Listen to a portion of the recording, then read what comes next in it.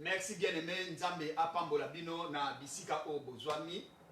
Nzamba za malamu voilà. Tozo béni, tozo ko remercier na ba maman na biso. Lelo eza jour na bango. Et puis Mother Days na portugais boloba nini? Feliz Feliz dia das mamá, dia das mulheres, a nossa mamá, ba maman na biso. To lingi bino mingi, vraiment boza une grande bénédiction na part na biso. Ba maman na biso, bino mbobota biso, boza ba maman kaka bino, boza pe basi na biso kaka bino, bandeko na biso ya basi kaka bino. Vraiment nazo pambola bino na kombo na Yesu Christu. Tika Nzambe azala na bino penza, loboko na Nzambe ezinga bino wapi bisika bozali. Nga lelo penza so bayebisi ngai nazala mama, nga na olinga te. Ozomo na olinga te kozala mama parce que bandeko na nga tika nga na yebisa bino ba mama na biso ba souffraka. Tala na fanda na mwasi na nga na ndaku eloko na wite komona ngo mwasi na nga memi zemi pendant 9 mois et ake kobota na C-section elobi na anglais, ake bota na césarienne, donc ke ezala souffrance mwasi a monaki, souffrance mama zizi a monaki, vraiment so babi nanga zwa souffrance wana, bien aimé na okokate pe na olingate, mais maman préféraki a garder yango, a zala nango, vraiment na bazo mérité honneur, o esenga kito pesa bango na katsandaku, bazo mériter une grande bénédiction. Faut ça la bango ba prière. Nzambe azala na bango penza toza na tante ya ko négliger basi na biso ba mama na biso na kati ya ndaku. Mama zizi tika Nzambe nanga apambola Nzambe azala na yo e bana na biso Nzambe apambola bino pe bana bazali bénédiction. Baza bénédiction oezo wita epai ya Nzambe bana baza bénédiction bénédiction baza lipamboli bana baza lipamboli tangu papa owiti na gauche mama awuti na droite boye bosangani alors lipamboli nango yango nde siko eza bana eza bénédiction amen hein? Amen.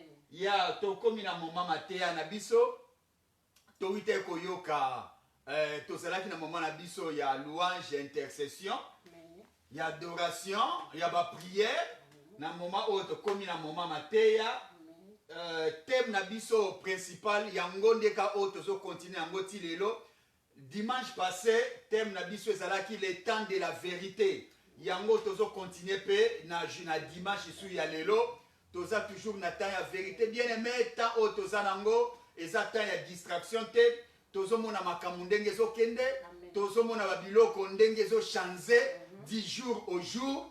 Alors toza sur na temps ya distraction te tokomi na temps moko ya vérité. Vérité c'est la parole de Dieu. La vérité c'est la parole de Dieu bien aimé. La vérité c'est Jésus-Christ. Jésus-Christ a dit aux pharisiens, Jésus-Christ a dit aux pharisiens, vous connaîtrez la vérité, c'est la vérité vous affranchira. Bien aimé, tu connaître la vérité, tu connaître tant autres zanango, tu es pas compter tant, tu es wapi, tu es wapi. Sans plus tarder, maman ça la prière, maman ça la prière, a prier kotika. Message na maboko na Nzambe, to landie bongo na alléluia pe na ba amen. To bondeli. Merci Seigneur Jésus papa. Amen. Toye liboso na yo. Alléluia. Totika mama ona maboko na yo. Alléluia. Yawe toza batopamba oh liboso na Jésus. yo. Yes. Toza dignité ya kupusa na liboso na yo. Alléluia. Kasi yawe kotangela biso mabunga na biso te. Au nom de Jésus. Yawe sunga biso na moment oyo ya prière. Biso Alléluia. tobunga yo omonana. Au nom de Papa, Jésus. tika te yo osala na kati na biso. Alléluia. Yawe toyo kotanda basani. Pona koya kolia bilei ya yo molimo mosantu.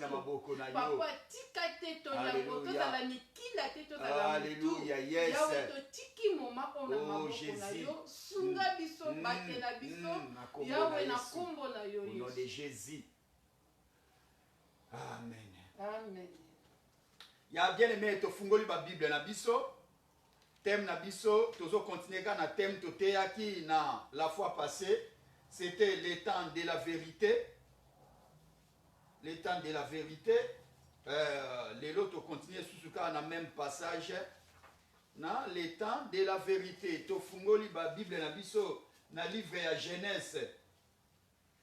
Tozotanga na Genèse 6, 5. Genèse c'est le premier livre il y a Ancien Testament, pardon. Tout ça na page na Genèse 6, 5 à 9. Dans une Genèse 6, 5 à 9, je vais lire au nom de Jésus-Christ. L'Éternel vit que la méchanceté des hommes était grande sur la terre et que toutes les pensées de leur cœur se portaient chaque jour uniquement vers le mal. L'Éternel se répand d'avoir fait l'homme sur la terre et il fit affliger à son cœur. Et l'Éternel dit, j'exterminerai de la face de la terre l'homme que j'ai créé, depuis l'homme jusqu'au bétail, aux reptiles et aux oiseaux du ciel, car je me répands de les avoir faits. Mais Noé trouvant grâce aux yeux de l'Éternel. Voici la postérité de Noé. Noé était un homme juste et intégré dans son temps. Je vais relire encore le verset 9, partie B. Noé était un homme juste et intégré dans son temps. La Bible nous dit dans 8, mais Noé trouvant grâce aux yeux de l'Éternel. Voici la postérité de Noé. Noé était un homme juste et intégré. Un homme juste et intégré dans son temps. Noé marchait avec Dieu. C'est ça la parole du Seigneur. Nous allons lire encore Matthieu. Matthieu, c'est le premier livre du Nouveau Testament. Totali l'Ancien Testament, to zongi na Nouveau Testament na temps actuel pour na koyoka. Nini idée ezo révélé biso na Nouveau Testament, livre de Matthieu, Matthieu 25, 1 à 13. Et ça, moi, teste mot comme moulaï, mais na préféré qui part, c'est quand je méditais la parole, teste autant na yango et sepeli sakingai makasi. C'est pourquoi ezo senga totanga ngo lisusu, totanga passage au nyonso. Nous lisons au nom de Jésus-Christ, Matthieu 25, 1 à 13. Je lis au nom de Jésus. Le royaume des cieux sera semblable à 10 vierges qui, ayant pris leur lampe, allèrent à la rencontre de l'époux. 5 d'entre elles étaient folles et 5 sages. Les folles, en prenant leur lampe, ne priront point d'huile avec elles, mais les sages priront avec leurs lampes de l'huile dans le vase. Comme l'époux tardait, toutes s'assoupirent et s'endormirent. Au milieu de la nuit, on cria, voici l'époux, allez à sa rencontre. Alors toutes ces vierges se réveillèrent et préparèrent leurs lampes. Les folles dirent aux sages, donnez-nous de votre l'huile, car nos lampes s'éteignent. 9. Les sages répondirent, non, il n'y en aurait pas assez pour nous et pour vous. Allez plutôt chez ceux qui en vendent et achetez-en pour vous. 10. Pendant qu'elle allait en acheter, l'époux arrivant, celles qui étaient prêtes entrèrent avec lui dans la salle d'énoncer et la porte fut fermée. 11. Plus tard, les autres vierges virent et dirent, Seigneur, Seigneur, ouvre-nous. 12. Mais il répondit, je vous l'ai dit en vérité, je ne vous connais pas. Veillez donc, puisque vous ne savez ni les jours, ni les temps. Je vais lire encore le 13e verset. Veillez donc, puisque vous ne savez ni les jours, ni les temps. La parole du Seigneur. Bien aimé, que Dieu soit loué. J'aime toujours s'approcher. L'autre fois, Ezanan de Komoko a dit, papa, comment ce que si c'est la Bible au monde au Poussanika Liboso? Bien aimé, tant que si c'est la Bible, na koma esengo makasi. Normalement, na ebisa toujours libota na Nzambe. Nazala na esengo makasi, tant na zolo banapar ya Nzambe. Amen. Esengo nangeza la pinza na moma wana. Tant na zolo banapar ya Nzambe. Bien aimé, chaque fois, soki kozolo banapar ya Nzambe. Soki kozo yoka na part ya Nzambe. Soki kozo tanga na part ya Nzambe. Bien aimé, il faut kozala na esengo. Et c'est comme si ndeko mutu azana nzala. Azana nzala azoluka bile ipalia. Tangu bayo présenter biloko ya olia. Je ne crois pas que mutuana agarda toujours mawa o ya zanango. Je ne crois pas. Mais mutu nyonso tanga zolia bayo présenter biloko ya olia. Mutu nyonso akoma na esengo. Omona mutakomi na esengo. Ya mutakomi na esengo. Par salingalia. Maintenant so biloko oyo kutu okoliango peut-être kobota maladi na libumu na nzoto. Siko combien de fois maloba na Nzambe? Hein? Combien de fois maloba na Nzambe soki ekoliango okoma na mawa? Hein? Maloba na Nzambe tango zoliango okoma na mawa. Non, Bible dit mon frère David. J'aime ce passage. David, il a dit, je suis dans la joie quand je suis dans la maison de l'Éternel. Hein? Et c'est David est comme na kata maison de l'Éternel. Ça veut dire na kata maison de l'Éternel, tanga zo kuta ba gloire. Azo kuta présence ya Nzambe. Nde esengone koma kana kati wana. Or maloba Nzambe, eleki tangu tozala na kati église. C'est ça. Tangu nazo prêcher. Tangu nazo louer, tangu nazo tanga Bible, tangu nazo prier, tangu nazo méditer, tangu nazo adorer, ma esengo nanga ezala na kati esika wana na koma na esengo. C'est pourquoi ngapé yango voilà bien aimé nde na répondre yo esengo nanga ndezala na esika wana. Ouais. Oui, toza na temps ya passage na biso eza na temps ya eza passage à temps. Voilà, message nabiso, c'est le temps de la vérité. C'est le temps de la vérité, bien aimé. Yeba ko compter temps. Yeba to komi na tanini. Tanino to komi nango. Et senga bien aimé, yo siko zali, o yeba temps wana. Tozo passer na moment nini. Amen. Lelo dimanche. Lelo dimanche, eza fête ya ba maman nde to ute koloba. Eza fête ya ba maman. To remercier ki ba maman na biso. To ute osala ba maman na biso a prière. Na butu na tongo tango to lamukaki avant to banda kilt na biso ya lelo. To sala ba maman premièrement prière. Ba maman tika nzamba pambola bino su sika bozali. Alors ba année passée, tu es quand de comment na journée ya lelo na ebi na kata dia ici na église ya référent pasteur Kayamba. Ba maman ba salaka ba maman na biso ya dia ici maman Suzanne tika nzamba pambola yo oza bénédiction na part na ngai o soutenanga makasi spirituel comme physique nzamba pambola yo penza. Amen.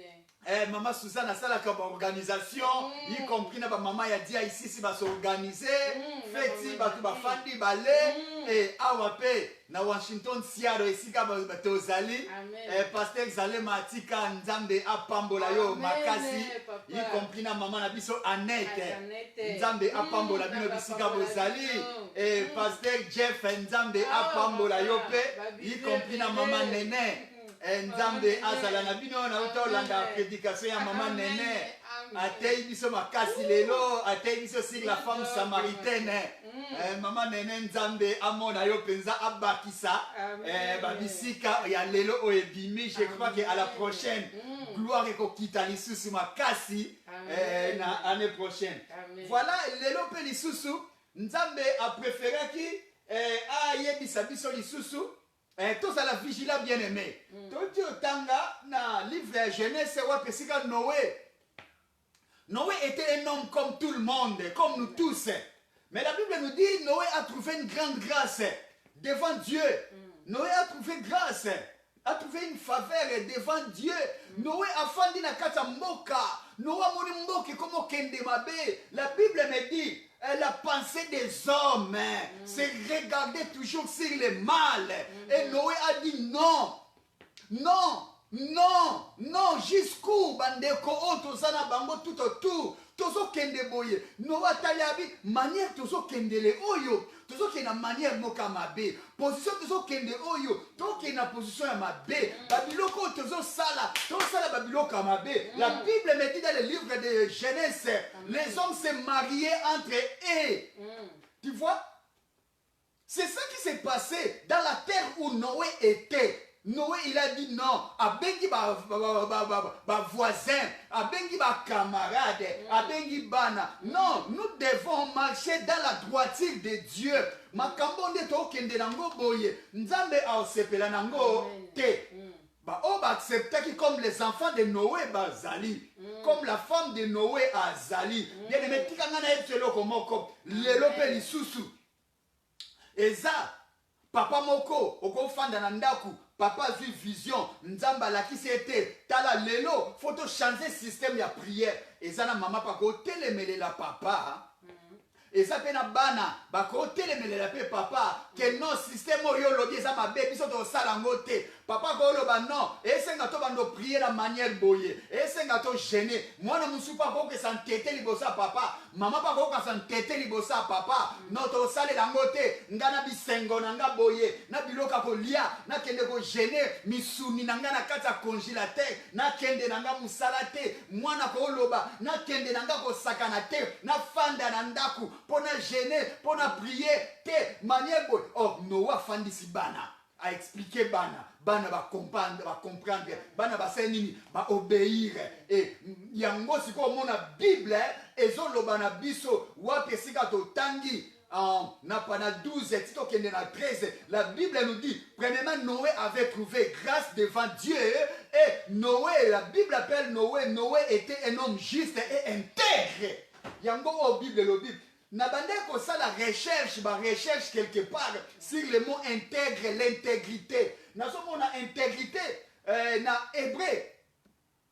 Na hébreu ba ben intégrité, ba ben ngo intègre oui. Na hébreu c'est l'intègre. Qui ça signifie? Oh eso ko loba na ba recherche na bando ça na Google. Ya yango na comment quelque part.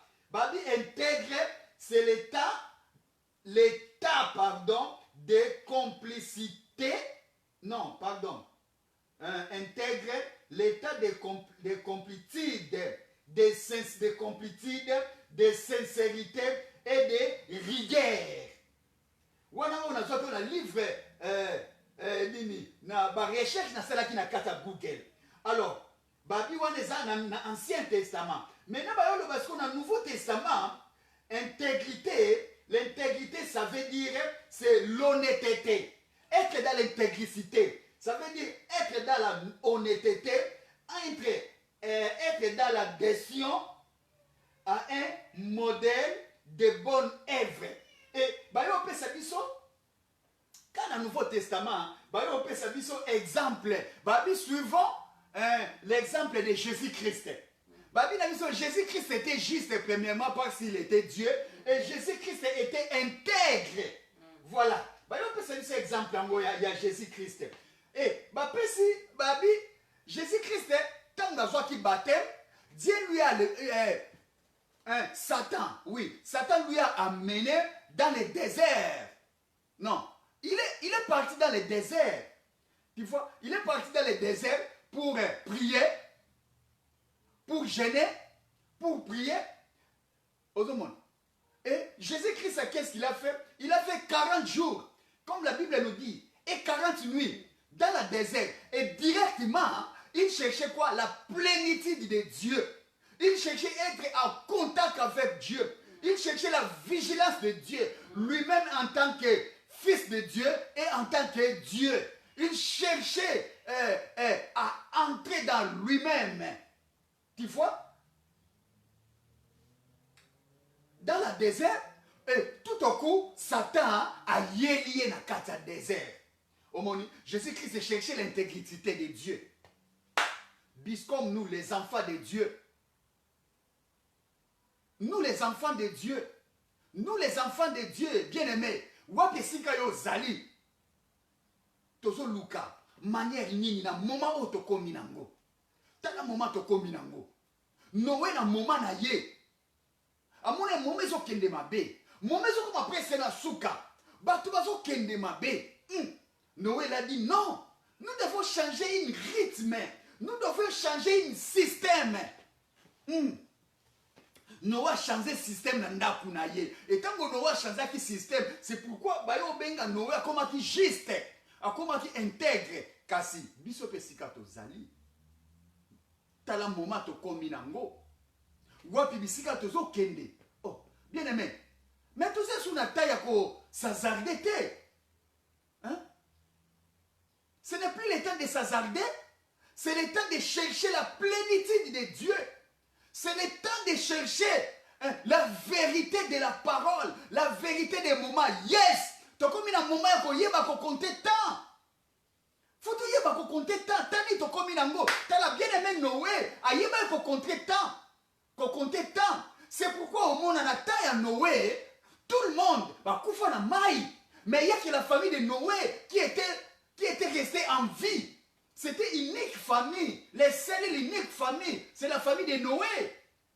Et sa femme, et ses enfants. Parce que va comprendre qu'un moment, comme un moment, c'est le temps de la vérité. C'est le temps de comprendre le temps. Ça, c'est le temps de Dieu. C'est Dieu qui a fermé des églises.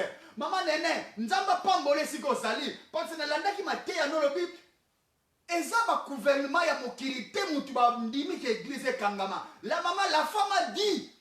C'était Dieu qui a voulu pour Allah qui s'habille combien de fois grandeur n'a sali. C'était Dieu qui a voulu ça. Pour la combien de fois grandeur n'a sali. Yoka Kamuto. Et la femme, la maman Néné a dit. Yo muto mesala kaka kokende église kaka dimanche. Kaka dimanche nde opesana kosimba Bible no kotsana se ya mapeka. Kaka dimanche nde muto mesana koza Bible ko fongola. Kaka dimanche nde muto mesana ko louer. Kaka dimanche nde muto mesana ko tanga Bible. Or la Bible nous dit ceci, il est l'heure où les vrais adorateurs adoreront le Père en esprit et en vérité. Bien aimé, comprendre le temps. Amen. Comprendre le temps. Ozo kaka comprendre le temps te. Ozo comprendre quoi ba te witi wapi to kende wapi. Noé quand a compris qui temps, Noé a changé système. Car c'est biso beto comprendre le temps. Ozo mon changer système na kasa ndaku. Amen. Na libota. Maman a changé système, papa a changé système. Bana, to changer, bon changer ba système. To côté la dimension mususu. To côté la dimension moko spirituelle. Amen. Parce que tu es sur la taille à dimanche te au kenda église. Nzambe ne te permettre bongo parce que ça n'a moutouté. La Bible nous dit le malheur ne peut jamais arriver dans une ville sans que l'Éternel la permettre yango. Nzambe te permettre le moment où est passé boye pour atala nani oba dora kaya solo qui dort en vérité, ce qui ne dort pas en vérité, c'est Dieu qui a permis aux hommes. Hein? Tosolanda? Yes! Dieu a permis cela. Au moins. Dieu n'avait pas parlé à Noé que changer système. Non! Noé moka comprena qui temps. A comprena qui comptait temps. Au moins. A compter temps. Ah! Mais pourquoi? To banda qui boete? Mais tozo kende wapi? To wita qui boete? Mais tozo koma wapi? Noé a compris de compter temps. Mais nous maintenant, il y a d'autres gens qui ne comprennent pas comment compter temps. te jusqu'à présent. Bazomona kaka ah te. Baja wana bandeko na ata na bandeko msu na ta ya Noé, ba voisin na ye. Noé les appelle. Venons, venons, venez, venez, construisons les barques. Tout on barque. Ben, batu balobi. Non. Na bisengo oyo. Ba sentiment oyo. Tozo ko enjoy na biso me merci maman que Dieu te bénisse. Tozo ko enjoy boye. Tozo ko passer ta ya otonga ka barque. A vieillard wana kende ko fanda. Or Noé a compris na ki temps. Noé a compris le temps ni to komi nango. Bato babi totika sera que bato ebele oyo c'est vrai. Bato ebele oyo nzaba ko boma bango akota kaka yo na wapi na barque. Ozomona. Or Noé a compris na ki temps. Noé a dit non ta eza méchant. Totonga. Toluka esika ya ko se réfugier. Or meilleur lieu de refuge c'est en Jésus-Christ. Se réfugier dans Jésus-Christ pour trouver solution. Noé a compris le temps. Si on l'a dit dans la Bible, au moins vers la fin, la Bible appelle Noé au nom de l'héritier de la justice. Héritier de la justice qui s'obtient par la foi. L'héritier de la justice. C'est ça que la Bible appelle Noé.